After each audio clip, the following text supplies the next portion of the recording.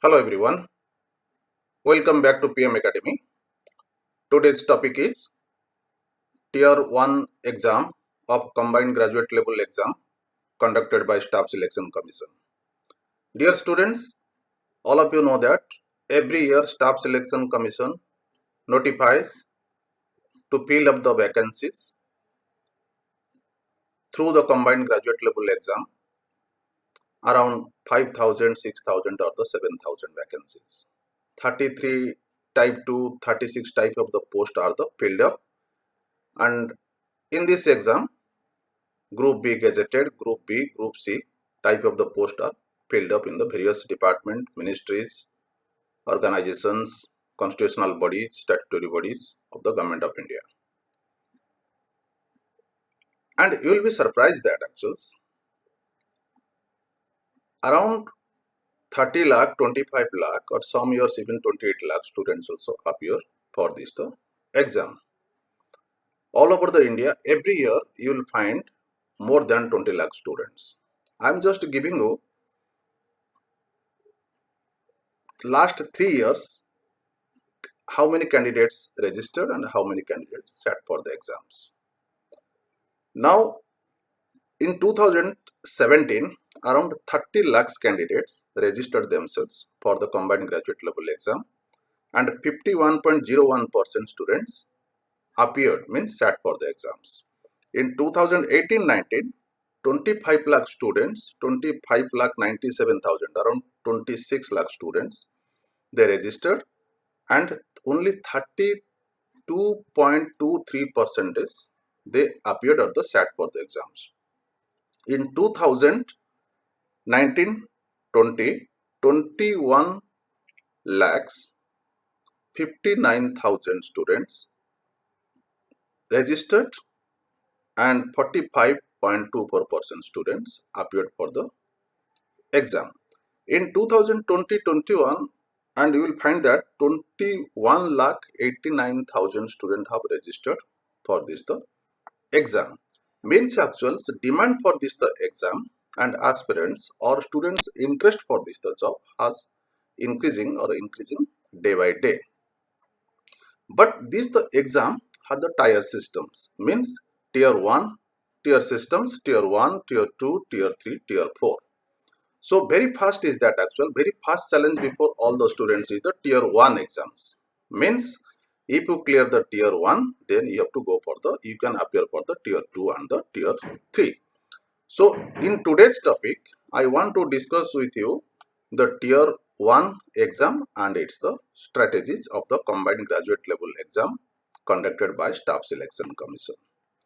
Now dear students, first I am coming to the exam patterns. As today's topic is only the tier 1 system, I want to talk only the tier 1. So tier 1 system, so it has the paper patterns or scheme of the exams. The exam consists of the 4 heads A, B, C, D. Each head 25 question comes. Means first you will find that actual in the general intelligence and the reasoning 25 questions, 50 marks. And second one is general awareness, 25 questions, 50 marks. Third one is quantitative aptitude, 25 questions, 50 marks. Fourth one is English comprehension, 25 questions, 50 marks. Total 100 questions, 200 marks, 1 hour. Only 20 minutes extra is given to a candidate who is declared by the Staff Selection Commission. Otherwise, means he can also bring a scribe, means he can bring a writer. So the 20 minutes instead of 1 hour, that candidate has to take 1 hour 20 minutes. So in this case actual this specific column is there, so that candidate can also follow that columns, because when the other candidates will get the 1 hour, that candidate carrying or allowed with a scribe is 1 hour 20 minutes. This is all about the pattern of the scheme of the exams.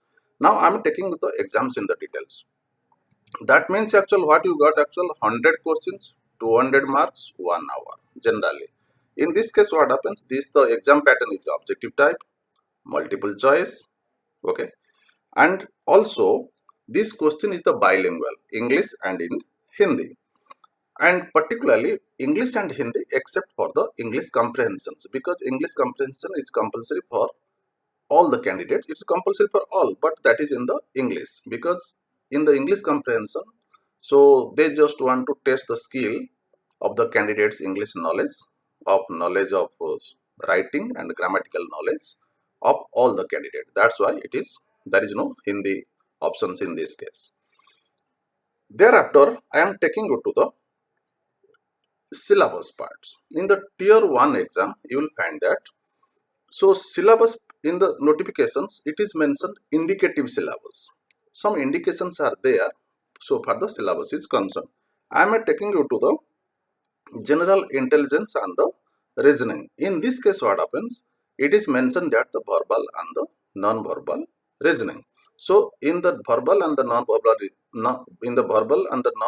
reasonings, various types are also there. You can see the total and detailed syllabus from the means actuals from the notifications, and lot of books are also available. You can know, you can also practice for the verbal and the non-verbal. So it has been specified that only the verbal and the non-verbal reasoning will come in this the exams. Then the general awareness. General awareness, what happens? The question relating to the general awareness surrounding you, your the environment, as well as also means application to the society. In this case what happens, dear students, so types of the questions come the static questions and the current affairs questions. The static questions relating to the history, geography, economics, polity, and also scientific research, and also current affairs means actual latest development in the last 1 year or the last 7 to 8 months. So you have to update yourself with the static as well as the currents. So here in the general awareness what happens, actual the syllabus specifically mentions that it is relating to India and it's the neighboring. Means neighboring means generally you understand that actual Nepal, China, Bhutan, or you can say Sri Lanka, Bangladesh, Pakistan, and all these countries. Means it's a history, culture, geography, economics, and also polity systems. So here, and also the scientific research. So syllabus has prescribed in this ways. Also, then I am taking to the third step, that is the quantitative aptitude. In this case, it is just want to test the ability of the candidates, the use of the numbers and the number sense of the candidates. That is the main aspect for the quantitative aptitude. And quantitative aptitude, the standard 10 level questions comes. You will not get the higher level arithmetics in this case. The questions like the decimal, fractions, and relationship between the numbers, percentage, square roots, average, interest, profit and loss, etc. This type of questions, this type of chapters are also there in the syllabus, which is mentioned in the staff selection commission's notifications. So you can go through the syllabus in the detail, then you can practice that ones. Then last one is the English comprehension.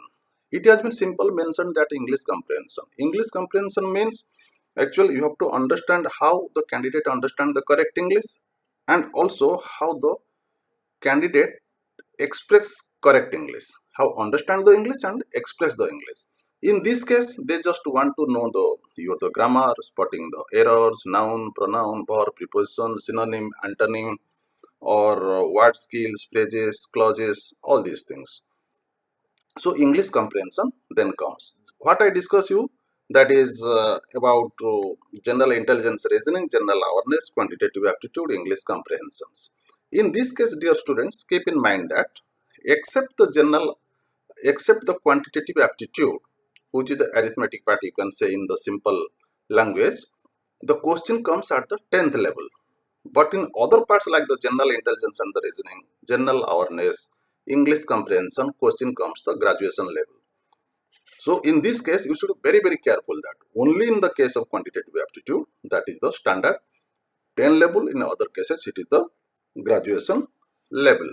Then just I am taking you, as today's topic is about the exam pattern and the strategy, just I am taking the strategy part. Dear students, without knowing the books, you cannot make the strategy. So for making the strategy successful, you have to know which books we have to follow.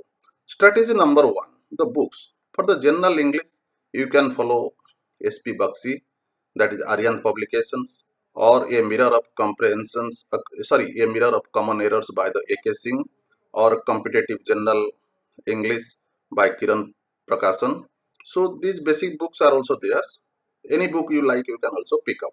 And maths also, Dr. R.S. Agrawal, NCERT 6 to 11th books are highly helpful for this the staff selection tier 1 exam, tier 1 exam. And reasoning also, you can also follow the R.S. Agrawal also. In the general awareness, so NCERT 10th and the 12th, history, geography, economics, and for mine the suggestion that actually you can follow the polity book of the standard 10 of NCERT. Besides NCERT, you can follow the Manorama yearbook, Lucent publications, general knowledge. Besides the book part, I am taking to the other parts actually, how to make the strategy more systematic. First thing, the reading of the book should be very limited, because when the books are the limited, you can do the revision or the practice more and more. Second point is that I am taking you just collect the last 5 to 10 years questions. That will be highly helpful, because when you practice the previous year questions, you can judge to yourself where you stand. Then actually you can make yourself how to improve yourself. So try to collect the 5 to 10 years questions. Then I am telling you that actually just my advice to you, the third point, third strategy, do the mock test. Take your the own mock test. Actually, you practice the own mock test every 15 days. Just judge yourself actually how you are improving every 15 days. That is must. Then you identify that actual so far the GS part, the GK part is concerned, or the general awareness part is concerned, the static and the current affairs. So far the current affairs is there. You have to try to read a magazines, or you can say you can develop a habit of reading a newspaper. So that will help you a lot to cover up the current affairs, because in the current affairs you can get around 10 questions, and in the static GK you can get questions around the 15 questions. Then last 4 months do the serious studies. That does not mean that only 4 months is highly helpful to you, because for this exam it is a graduate level, lakhs of the students are appearing. So you start preparation 1 year before, but 4 months before be serious for your the studies for the preparation of this exam, because if you clear the tier 1, then you can appear the tier 2 and 3. So without clearing the tier 1, so you cannot also face the exam of the tier 2 and tier 3 or the tier 4. Then dear students, model set questions. You try to collect the model set questions, at least 20 model set questions. That will help you a lot, and that will improve your the standards. And last 2 points I just want to tell you, you have to know that actually when you are qualifying for this the exam, at least 30% marks, those are open category, on reserve category, at least 30% marks, and those are OBC and EWS around 25%, other categories around 20%. So OBC, EWS 25%, and others also 20%. So before coming to this system, I just want to tell you that when you clear the tier 1, then you can face the exam of the tier 2 and tier 3. When we will clear the tier 2 and tier 3, all the marks tier 1, 2, 3 will be calculated, then the merit list will be declared. Then the tier 4, wherever it is applied, so it will be taken the test. So in this case actual total mark will be calculated, not like the civil service or UPSC IAS prelim exams.